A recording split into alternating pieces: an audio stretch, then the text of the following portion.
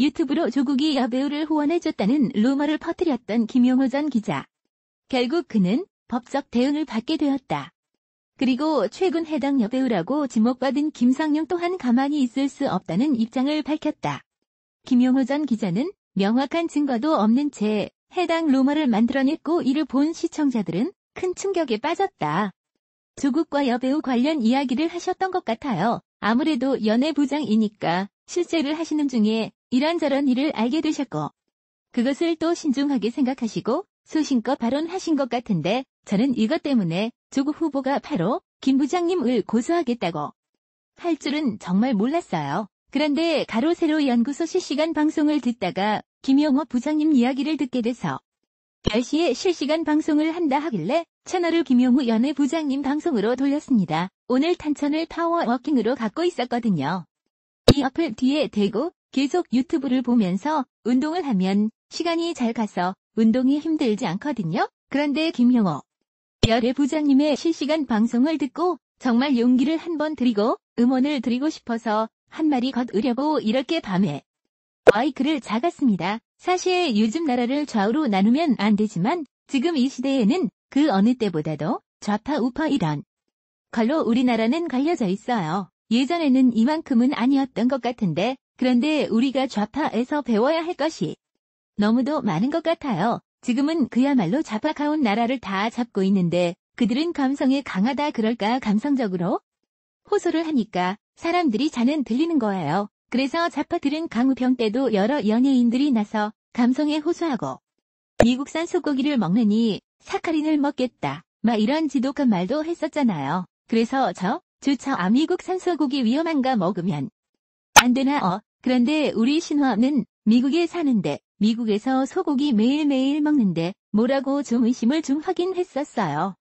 그러다가 홀딱 넘어갈 뻔도 했지만 그것이 다 선동이었다는 걸 알게 됐죠. 세울 때도 마찬가지예요. 각종 유튜브 방송에서 박근혜 대통령에 대한 이런저런 가짜뉴스가 넘치고 넘쳤지요. 특히 안민석 그분 국회의원이잖아요. 그 국회의원이 한 말을 저는 정말 가짜 일이라고 생각을 못했어요. 국회의원은 훌륭한 사람일 텐데 어떻게 가짜 뉴스를 말하게 있습니까? 그런데 저는 거기에 홀딱 넘어갔었거든요. 뭐 그렇다고 제가 어디 뭐 광장에 나와서 촛불을 들고 이런 사람은 아니지만 그 안민석 씨 말을 듣고 또 그 말을 아버지한테 전했으니 제가 좀 말 이선동에 당했던 거죠. 오늘 김용호 연예부장이 말씀에 제일 영광 가는 것은 김 부장님 높이 나는 새는 멀리는 볼 수 있으나 낮게 나는 새가 온갖 적과 부딪히면서 날아가는 것이고 가까이서 보기에 더 자세히 볼 수 있다. 이렇게 말씀하셨는데 정말 공감이 가요. 높은 데서 보면 아래에 있는 게 잘 안 보이잖아요. 그런데 가까이 날아가다 보면 옆도 섭은 여기 물도 있네.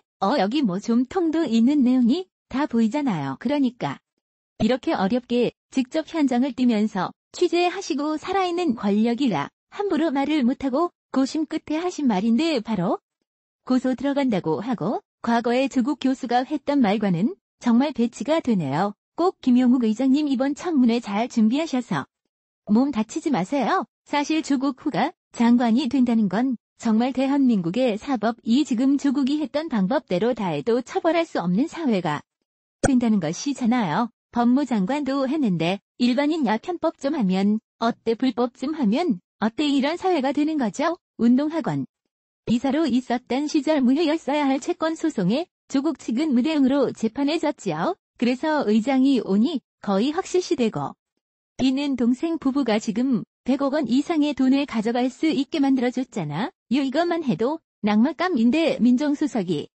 된 지 2달 만에 조국 후보자 부인과 아들 딸이 10월 투자한 사무펀드가 있잖아요. 그 사무펀드 블루코벨 여기로 거기. 그 실체가 매우 모호하다고 하잖아요. 그런데 8월 23일에 그 신원 미상의 나머지 투자자 3명의 신원이 밝혀졌는데 타조 후보자의 천안모 정모씨 그리고 두 아들 이렇게 다 취임 첫 관계라고 하잖아요. 뭐 같이 이런 펀드를 운영하는 게 잘못이라는 게 아니라 이 사모펀드가 2017년 8월 가로등 전멸기를 제작하는 업체에 투자를 했다는 게 문제죠. 왜냐하면 그 가로등 제작 업체는 청와대가 이 부속이 들어가는 20특 A동 사업을 언급하자마자 각 지자체가 관련 사업을 진행하면서 이 업체의 매출이 폭등했다고 하니까 이렇게 매출이 폭등했으니 그게 다 누구의 수익으로 돌아가겠어요 이거야말로. 정말 말도 안 되는 사태감이죠. 그것만 있으면 또 말도 안 해요. 지금 엄마들 진짜 입시비리 얼마나 걱정입니까 지금. 수시로 이렇게 들어갈 수 있는 제도가 이명박 대통령 때에 만들어진 게 아니에요. 노무현 대통령에 만들어진 제도예요.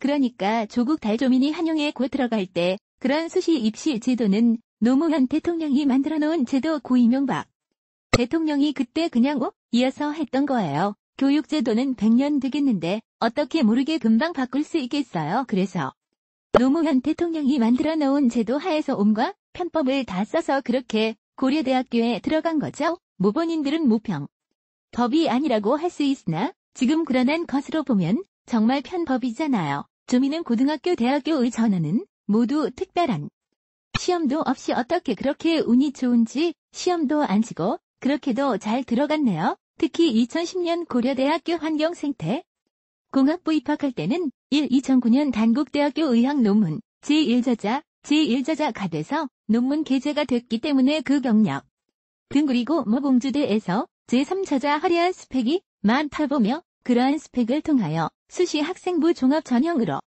입학하여 있는데 이미 장영표 단국대 교수가 제1저자로 올려준 것은 외국 대학에 간다고 종민 부모님들이 와서 요청을 해가지고 그렇게 해준 거라고 이미 실토를 다 했잖아요. 이것만 해도 법무장관은 커녕 서울대 교수도 하면 안 되는 거죠.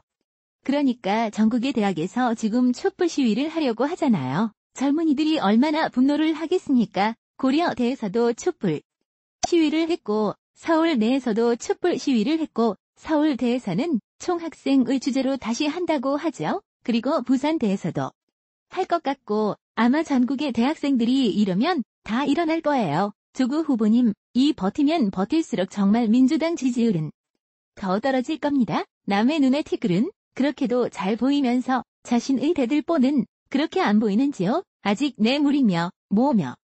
그러나 지도하는 박 전 대통령과 그 시대 청와대 사람들 겁과 안 될 행정만 될 그런 사람들 이런저런 죄를 찾아서 적배라고 감옥에 보내셨는데 뒤에는 평등하고 과정은 공정하고 결과는 정의로울 것이라던 문재인 대통령은 어쩌면 이렇게 기회를 평등하게 쓴 정말 평당 있었을까요? 과정을 공정하게 쓴 과정을 공정하게 썼을 거예요. 결과를 정의롭게 맺은 정의롭게 맺었을까요? 그런 분을 꼭 법무장관에 놓으셔야 하는지요. 후 문재인 대통령은 국민 모두의 대통령이 될 것을 다짐합니다. 하고 선서를 하셨는데 이렇게 좌파 목소리만 듣고 우파 목소리나 안 드시는지요? 자신을 지지하지 않는 모든 자들에게는 무지개대 하시고 반일과 친일로 양분하시고 우리 경제의 기반이 튼튼하다고 하면서 경제가 나쁘며 불안정하다는 사람의 말은 가짜 뉴스라고 하고 촛불혁명을 배반하는 자는 모두가 적해이고 우리 편이 아니면 모두 가져껴 이다라고 말도 안 되는 말씀을 하시면서 지금도 가족 사기단이라고 해도 될 수 있는 이런 분은 장관을 시키신다고 하니 그것도 법무부 장관을 시킨다고 하니 한 번도 경험해보지 못한 나라를 만들겠다고 하신 대통령의 공약을 실천해 쉬려고 그러시는 건가요? 우리는 이렇게 좋은 머리로 불법과 편법 법망을 솔솔 빠져나가며 비열한 이중성 행동을 한주국 법무장관의 그 장관 임명을 막아야 합니다. 오늘 김용우 부장이 방송 보고 정말 충했습니다. 전 원래 김명훈 부장님 특별히 좋아하지도 않고 구독도 하지 않았었어요. 오늘 보니 김용우 연예의장님 정말 응원하게 됐습니다. 응원할게요. 꼭 무엇이든 완벽히 준비하셔서 저렇게 비리덩 어린 조국을 낙마시켜 주십시오. 그리고 우파분들이 김 부장님을 다룬 영상도 좀 봤는데요. 이럴 때일수록 우리 우파분들도 김 부장님께 힘을 주도록 합시다. 그리고 어떤 우파 유튜브가 김 부장님을 아프게 했는지 모르지만 우리는 정말 자파해서 배울 것은 배워야 합니다. 그들은 정말 의리 하나는 끝내주죠. 그들은 아재 채널에 와서 악플 다는 것도 보면 완전 요번 기분이에요. 그런데 우리 우파들은 그냥 어떻게 생각해요? 항상 이성적으로 생각하다 보니까 자기 생각과 조만 맞다고 하면 내부에 총질을 하잖아요.